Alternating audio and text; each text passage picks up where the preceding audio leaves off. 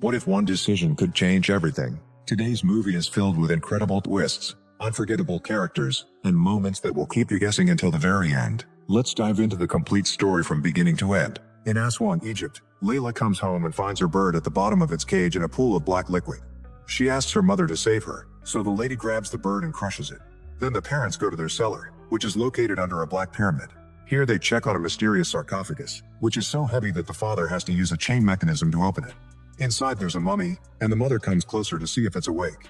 Suddenly the mummy moves and the candles go out. The couple quickly lights the candles again and the mother says that the mummy isn't awake. However, the mummy snaps out of its bindings and the chains move to attack the father, stabbing him in the jaw to lift him and kill him. The lid falls back on the sarcophagus, and now the mummy is pounding on it. Sometime later in Cairo, Charlie and his pregnant wife Larissa hear their kids yelling. They rush outside and find them fighting, so they quickly separate them and learn that Sebastian threw Katie's doll over the balcony, so it broke.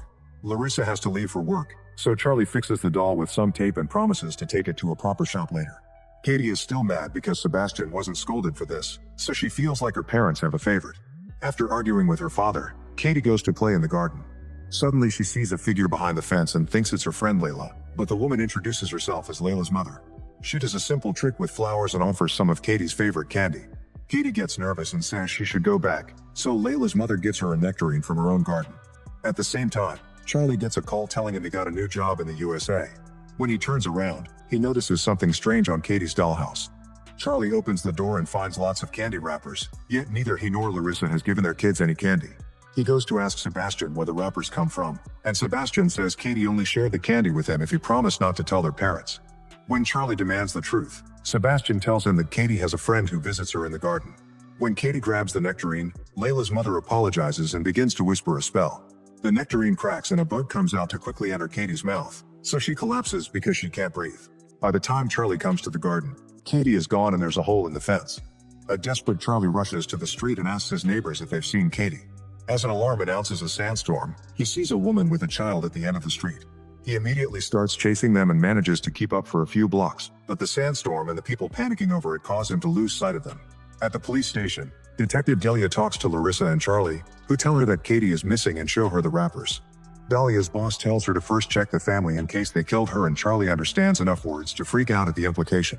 8 years later, the family is living in New Mexico, yet they still keep a room ready for Katie. Their new child is a healthy daughter called Maud, and Larissa's Catholic mother Carmen lives with them too.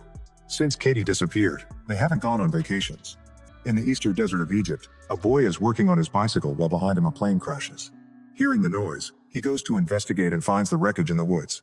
The pilot is dead on the ground and there's an eye nearby. When the boy looks up, he finds the co-pilot impaled on a tree. He runs away in horror, only to trip and fall right in front of the mysterious sarcophagus. Later, researchers are frustrated because their team wasn't able to look inside the sarcophagus with any machine. They decide to open it anyway, admitting they never saw this model before. Inside they find a mummy, so they start removing the linen and notice some runes on it. The mummy's hand has long nails, but the flesh is still fresh. When they remove some linen from the face, they're shocked to see a young girl. As they take pictures, the mummy wakes up with black eyes and a bug emerging from her mouth. She starts screaming as she squirms in the sarcophagus. In New Mexico, Charlie and Larissa get a call from the U.S. Embassy in Egypt, who inform them that Katie has been found alive. The couple immediately flies to Cairo, where a doctor warns them that Katie has gone through lots of trauma and malnutrition. She's locked in a deep catatonic state, so she may show some strange behavior. All sudden movements and loud noises must be avoided, which is why they're keeping her sedated.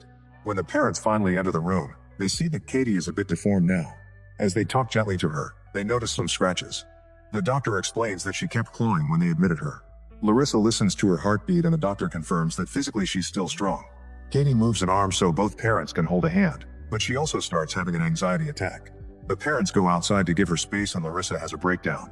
Afterward, Delia shows them pictures of the sarcophagus, which is around 3,000 years old. Katie was being transported on the plane that crashed, and Delia believes she was a victim of human trafficking because sarcophagi are a common method to hide people and illegal artifacts in Egypt. The next day, the parents bring Katie home, and her siblings are a bit freaked out to see her. After the wheelchair is clumsily dragged up the stairs, Katie is put to bed. Maud is finally brave enough to introduce herself, yet Sebastian refuses to acknowledge her. Carmen prays for her granddaughter and kisses her forehead, but Katie suddenly sits up to headbutt her. Then her body arches as she floats above the bed, only for her back to crack before she collapses. When her body starts squirming again, Charlie holds her down so Larissa can sedate her. That night, Charlie looks at the pictures of the sarcophagus and the linen to search for answers. Larissa is sitting with Katie, showing her old family pictures while talking about their old life. However, Katie just falls on her pillow. When Charlie checks on his wife, he finds Larissa asleep on the child's bed but no Katie in sight. They desperately go looking for her. At the same time, Maud is awakened by some weird noises. She wakes Sebastian up and he worries when he hears the thumping noises too. Suddenly something appears to be moving inside the wall and Sebastian grabs a bat, but his parents arrive before he can act. Larissa opens a hatch in the wall and is startled by something running by. She moves inside and sees Katie hiding behind some boxes, but the girl runs when she hears her. A chase ensues and Charlie follows them on the other side by hearing the noises. At the next hatch he enters the wall too, only to bump into Larissa. When a scorpion appears on the wall, Katie's hand reaches to grab it and proceeds to eat it. The siblings hear all the commotion, so they go to Katie's room just in time to see her come out of the wall and her parents struggling to keep her still.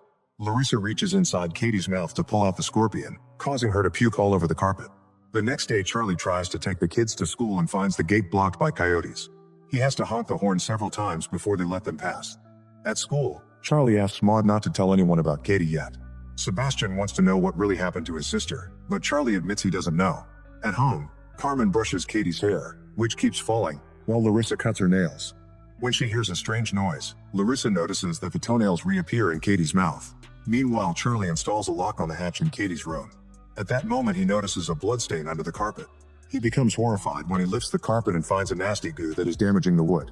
When Larissa tries to cut Katie's last nail, it's so hard that she has to apply extra strength.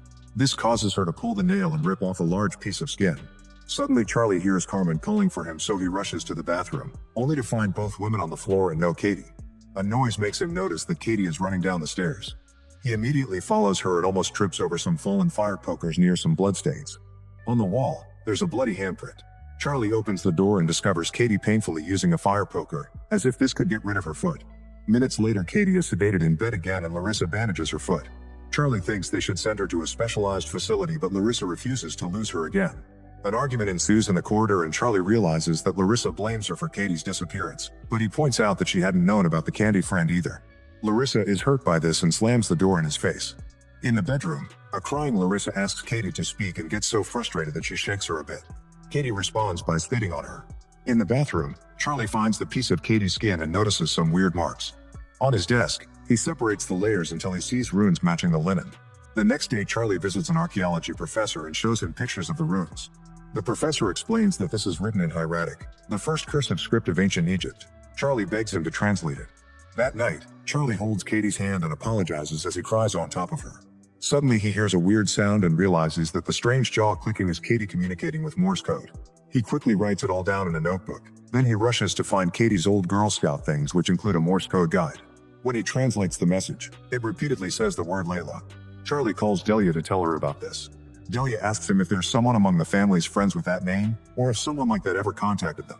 This inspires him to check a chest full of old letters, where he finds a card with a candy drawing signed by Layla. Meanwhile, Maud comes out of the bathroom and hears a song coming from Katie's room. She wonders if that voice is her sister's and Katie confirms she can talk, but she asks Maud to keep the secret for now. Suddenly Katie appears behind the door and tries to lick Maud's feet, causing her to run away. However, Katie whispers some dark magic to make Maud freeze. Then Maud's body starts floating and she has trouble breathing. As the lights start flickering, Maud crashes into the door. In the morning, Delia receives the card from Charlie and checks the system, but finds several Laylas with the surname on the message. With the help of a colleague, she discovers that the only post office that could have sent that card is in the middle of the desert in Aswan, close to the place of the plane crash. The only other thing there is a nectarine farm, which doesn't make sense to be in a desert. Delia checks the pictures of Katie's disappearance and notices the nectarine on the ground. In the meantime, Charlie meets with the professor, who confirms that the strange text is hieratic and was inked on ceremonial bindings. The word Nesmaranian is repeated several times, so the professor plays a tape of an international lecture on ancient Egyptian demonology. Nesmaranian is an ancient demon who destroys families, traveling from person to spread cruelty. The only way to defeat it is the words on the bindings, which are wrapped around the possessed person to keep the demon trapped. At school, Maud insults the teacher. At the same time at home, Katie smiles because she's controlling her sister. In Aswan, Delia finds the farm but nobody comes when she knocks. She decides to break in through the back door and search every room. Eventually she finds a pyramid and a chain that indicates the location of the cellar. She goes down and finds the contraption where the sarcophagus used to be. When she returns to the house, she tries to use her phone but there's no signal. At that moment she notices the front door is open. There's someone in the next room, So Delia pulls out her gun and announces she's the police, causing the figure to run. Suddenly Layla's mother comes out and tries to attack her with a knife, so Delia shoots her down. Then Delia tries to ask her about Katie, but she's distracted by Layla appearing at the door. Layla immediately runs and Delia follows her until she corners her on the edge of a cliff. Since Layla won't stop digging, Delia shoots at the sky to make her stop. Layla responds by showing her a box she just dug out.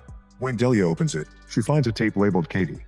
Meanwhile, Larissa tries to fill the tub, but the water starts coming out black.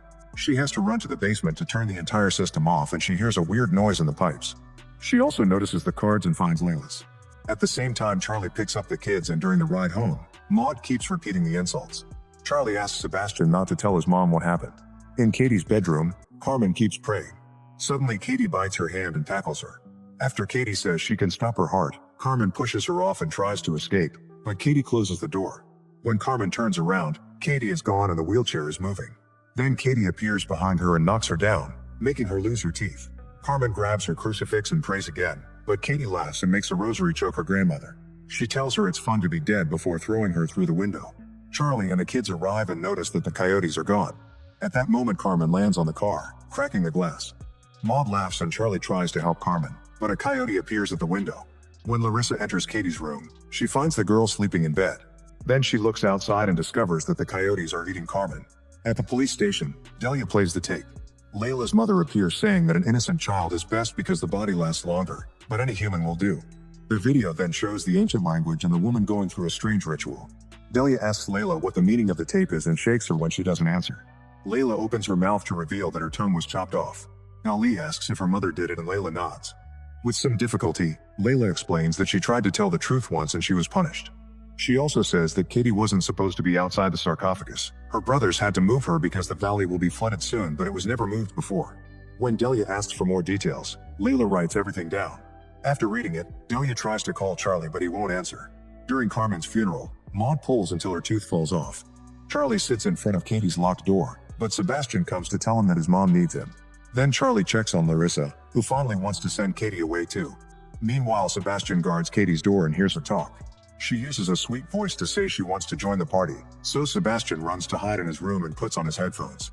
However, Katie's voice still appears in his mind, asking him if he remembers the doll he threw because that's what inspired her to throw Grandma. She blames him for Carmen's death and laughs. In the kitchen, Maud finishes losing all her teeth. On the ceiling there's a spot that matches the bloodstain in Katie's room, and soon this spot breaks to let Katie through. Then Maud goes to Carmen's coffin and pulls a thread from her mouth until it opens. When she smiles at her parents, she's wearing Carmen's teeth. A man accidentally bumps into her, so Maud tackles him and wildly bites his neck. While the adults pull her away, Katie crawls on the ceiling until she's above the coffin and jumps into it to bite Carmen's neck just as wildly. Larissa sees the coffin shaking and runs to try to pull Katie out, only for the stand to break. The bodies roll out and Maud snaps out of her craze while Katie licks the blood spilling out of Carmen's wound. After the funeral is over, Katie is tied to the wheelchair and her window is sealed. Charlie sits in the room with her to guard her. This doesn't stop Katie's power from repeatedly bashing Sebastian's head on his bed.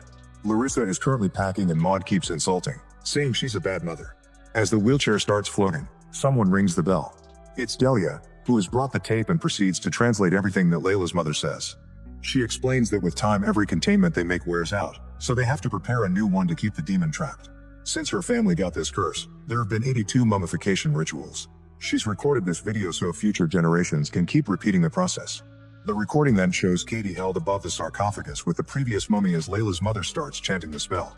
The mummy wakes up and spits some black liquid into Katie's mouth. The group then wraps her up in the enchanted linen and locks her up in the sarcophagus. Delia points out the demon was supposed to stay buried, but now it's on the loose.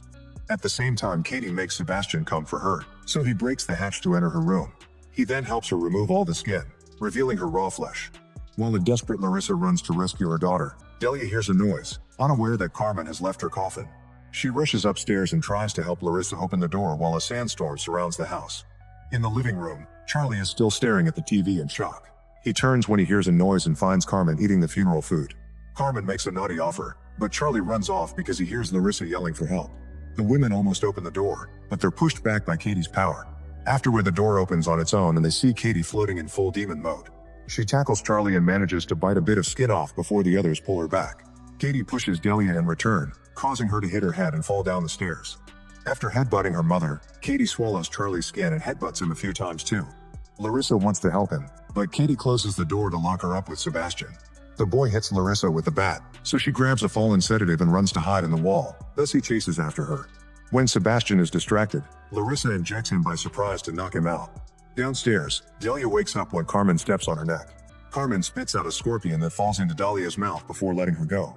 Delia quickly moves and kicks Carmen, getting her head stuck in the railing. At that moment, the scorpion's tail pierces through her neck, but Delia reaches into her throat to pull it out. At the same time, Katie tries to choke Charlie, so he pushes her off. He crawls away and reunites with Delia on the stairs, so he asks her to remember the words as they run to hide in the bedroom. When Katie jumps on her father again, Charlie holds her while Delia starts chanting the spell, although she has to cover the hole in her throat with her hand. Since Katie keeps freaking out and scratching, Charlie throws her on the floor. At that moment, Larissa enters the room, so Charlie apologizes to her before Katie spits all the dark liquid into his mouth to finish the transfer of the demon. Both of them collapse holding hands. When Katie wakes up, she calls Larissa mom in her normal voice. Sometime later, Charlie has been sealed in a coffin in the basement. A normal-looking Katie knocks on it using Morse code, and Charlie answers the same way to say that he loves his family. Meanwhile, Layla's mother is revealed to be alive in a hospital. One afternoon, she's visited by Larissa, who injects her with a sedative. Then Delia brings Charlie in a wheelchair and they start the ritual to pass the demon to her.